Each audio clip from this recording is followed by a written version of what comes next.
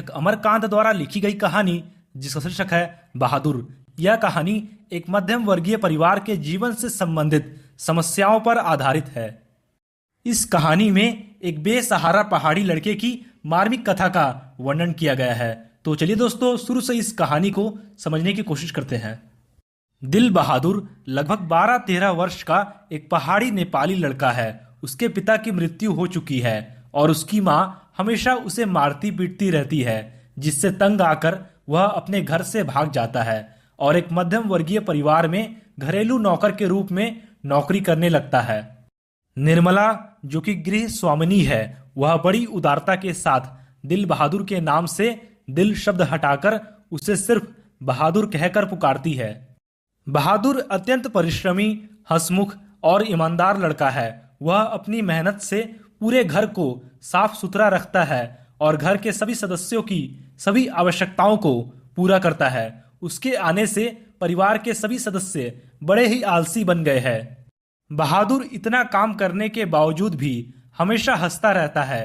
हंसना और हंसाना मानो उसकी आदत बन गई थी। वह रात में सोते समय कोई न कोई गीत जरूर गुनगुनाता है। निर्मला का बड़ा लड़का किशोर एक बिगड़ा हुआ लड़का था, जो कि शान शौकत और रूप से रहना पसंद करता था। उसने अपने सारे काम बहादुर को सौंप दिए थे। यदि बहादुर उसके काम में थोड़ी सी भी लापरवाही करता था तो वह बहादुर को गालियां देता था। वह छोटी छोटी गलती पर बहादुर को पीटता भी था। बहादुर पिटाई खाकर एक कोने में चुपचाप खड़ा हो जाता था और कुछ देर बाद घर के कामों में पहले की तरह जुट जाता था। एक दिन किशोर ने बहादुर को सुअर का बच्चा कह दिया, जिससे उसके स्वाभिमान को ठेस पहुंची और उसने किशोर का काम करने से मना कर दिया। फिर लेखक के पूछने पर उसने रोते हुए कहा कि बाबूजी, भैया ने मेरे मरे बाप को क्यों लाकर खड़ा किया। इतना कहकर वह रो पड़ा। धीरे धीरे निर्मला के व्यवहार में भी अंतर आने लगा और अब उसने बहादुर के लिए रोटियां सेकनी बंद कर दी और वह भी बहादुर पर हाथ उठाने लगी।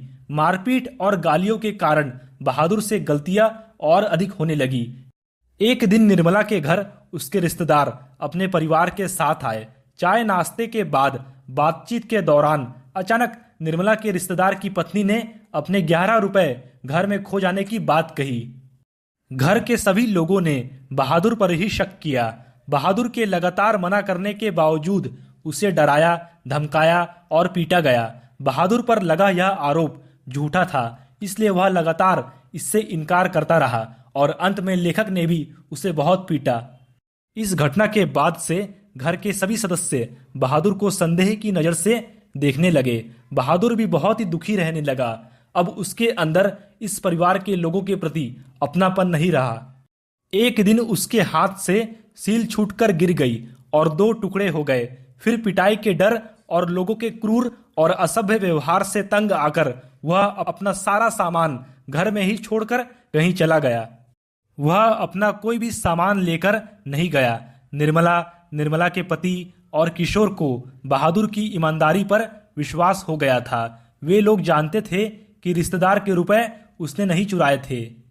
इसके बाद घर के सभी लोग बहादुर पर स्वयं द्वारा किए गए अत्याचारों के लिए पश्चाताप करने लगे।